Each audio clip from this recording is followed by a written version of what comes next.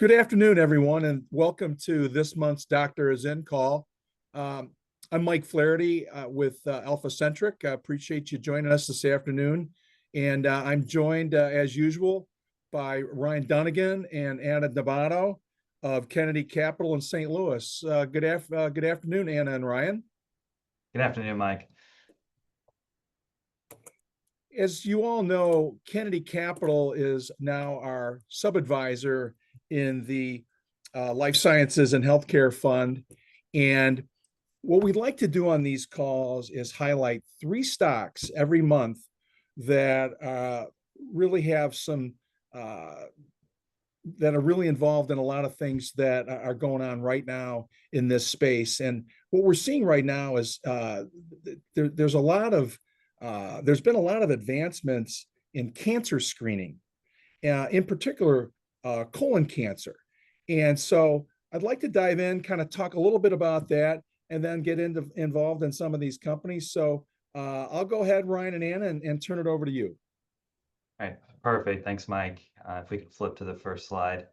So we're gonna do everyone one better today. Hopefully, not just talk about three stocks, but talk about three areas of healthcare that are really advancing, and that's screening, sequencing, and MRD. And as Mike said, we're going to use a colon cancer screening as one of our examples here. And I'll turn it over to Anna to start to talk through the screening, sequencing, and MRD. Let's understand what those are before we dive into the companies.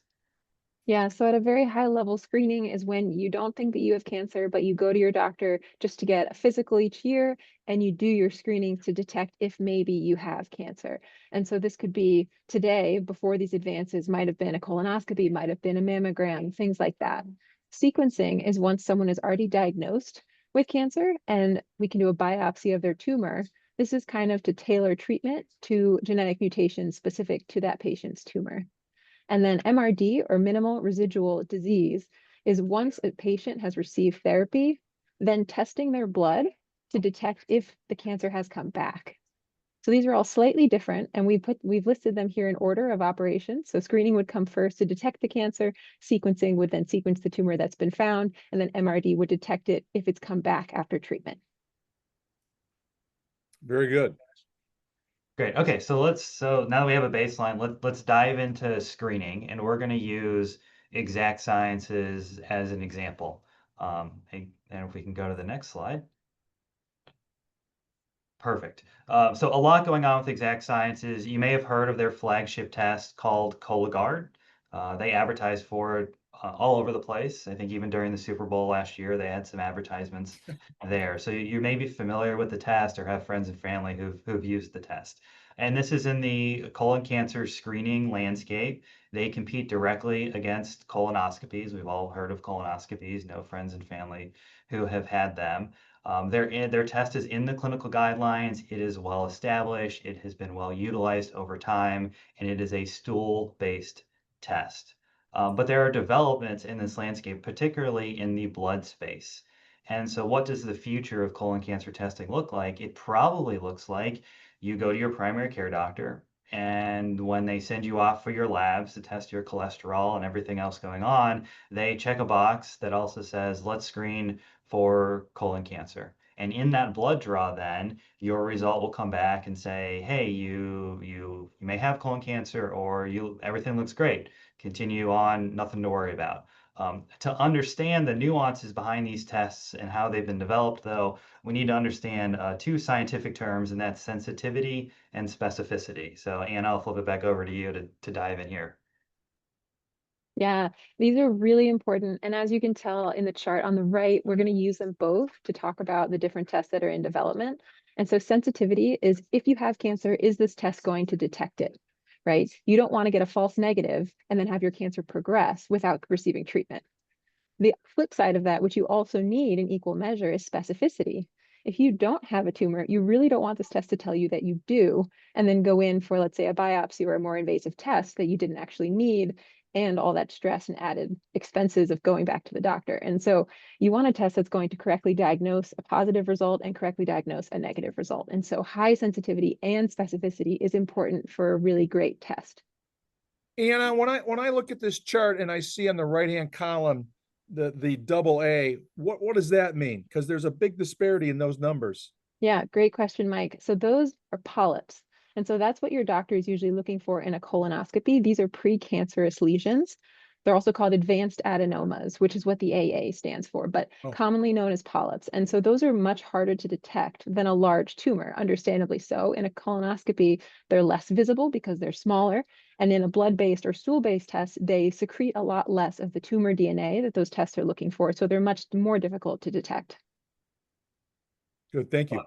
But very important to detect those. And you point out a good statistic on this chart in that you can see the three blood-based tests we've highlighted here have very low detection of polyps. And this is part of the reason that these blood tests are not yet mainstream. So GH, Garden Health, public company, Exact Sciences, they have their own blood-based test that's been in development. We recently received some data on, but their detection of polyps of early stage cancers is not that great. Certainly worse than Cologuard, certainly worse than colonoscopy. And this is a big reason why these blood-based tests are still sort of in their infancy in their lifespan, where they're under development. They need to be better in order to be used more broadly by patients. So in the near term, colonoscopy continues to be the gold standard, and Cologuard continues to pick up a pretty significant amount of share from colonoscopy. Exact Sciences 2 weeks ago reported their most recent quarter,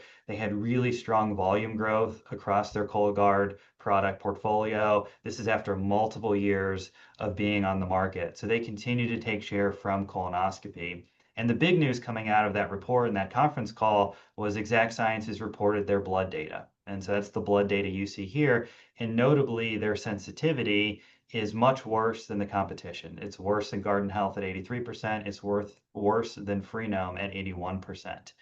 And so what they had to do was they had to pivot. They essentially had to abandon their own internally developed blood test, and they did a partnership with Freenome to make sure that they stay in the blood game, if you will, and continue to have a product here for the future. So they partnered with Freenome to now offer Freenome's blood test for colon cancer screening in the future. So a big pivot from Exact Sciences, but a smart pivot by the company. Do you have some examples of some things that are going on in the sequencing area? We Yeah, do. we do. We don't have a slide dedicated to the sequencing, Okay. but we can talk about it. Each of these companies actually has a sequencing product on the market already. This is one of the technologies that was actually developed earliest. And so sequencing usually is looking for things that are actionable. And so it's not going to be thousands and thousands of specific mutations because most of those will not be actionable, meaning there's no approved therapy to treat them. And so what many patients get today is actually from Foundation One. A lot of hospitals use Foundation One because it was the very first test on the scene. And that is you send your tumor biopsy to this company and they sequence it and they come back and say, okay, of all the approved therapies that are targeted for this type of tumor, you could use these three based on your tumor's genetic profile. And so these other companies all have sequencing tests, but they're not used as widely. They're still growing. And I would say that that's not as much of a growth driver as the screening and the MRD, which I'll touch on next. Great. Yeah. So then I think moving into MRD, as I mentioned, this is short for minimal residual disease. So this is after you've had your screening, positive result, had a resection, had a biopsy, did your sequencing, received your chemo or radiation or targeted therapy, maybe all of the above. And now you're undergoing periodic blood testing to see if there are pieces of that original biopsy in your blood. And what that does is it actually gives doctors an eye into what's going on with your cancer if it's come back much earlier than previously could be done. And so up until this technology was invented, what was typically used was an MRI. And MRIs would be done every 3 to 6 months. So you could imagine if your tumor came back after 1 month, you wouldn't catch it potentially until after 6 months, giving it a lot of time to progress. So these periodic blood tests can potentially detect it months earlier, reducing the size of the tumor when it is detected, and then enabling doctors to initiate treatment more quickly. And so it has really sped up that process. And there's a bunch of companies competing in this space, which I've highlighted here on the right, and they all differ slightly. So Natera and their product Signatera is the most widely used. Even though it's the most widely used because it was first on the market, those tests represent less than 10% of oncology diagnosed patients. So there's still so many patients who are not using these tests, and it's growing rapidly. And then Personalis is another solid tumor testing company, just like Natera, but much earlier stage. And so they're now pursuing reimbursement from Medicare, which Natera already has. So they're kind of new on the scene, trying to capture patients. And their selling point is that their test is more sensitive, meaning that it might detect more genetic material than Natera's test. And then the third one on this slide is called Adaptive. And they are actually in liquid tumors or hematological cancers. And so this is a test that Signatera, so Natera, and Personalis don't do because they're only in solid tumors. So kind of operating in its own space, but same concept. And so they actually differ because they don't need a biopsy, because you can't actually biopsy a liquid tumor, right? There's nothing to biopsy. So really interesting. They're all working in slightly different spaces. And I think this is really an early growth driver for these companies. Any questions on that, Mike or Ryan? Go ahead.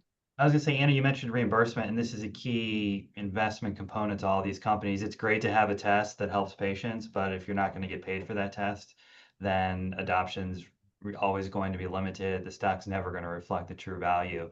And so getting reimbursement through Medicare is a key first step for all of these companies. Natera has largely achieved that, especially in their flagship tests.